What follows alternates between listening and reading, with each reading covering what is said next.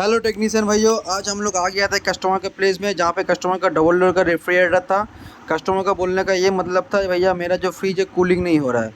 तो हम जाके उसका पैनल जो था सबने का खोल लिया है। पैनल खोलने के बाद इसका जो हम कंप्रेसर चेक कर रहा है, यहाँ पे जो दिख रहा है रिले और ओवरलोड जो था भैया, इसका पूरा तरीके से पूरा जल गया है। देखिए इसका जो ओवर रिले देखिए पूरा जल गया है, इसका जो ओवरलोड है वो भी ख़राब हो गया है। तो इसको हम नया लगा देंगे कंप्रेसर। देखिए सही हो जाएगा, मतलब जो कंप्रेसर नहीं चल रहा था वो प्रॉब्लम सॉल्व हो जाएगा।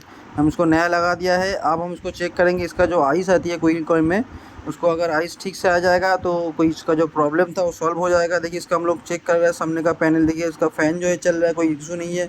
इसका कूलिंग कॉइल में एकदम बहुत अच्छा से आइस आ रहा है। 10-15 मिनट के बाद हम लोग चेक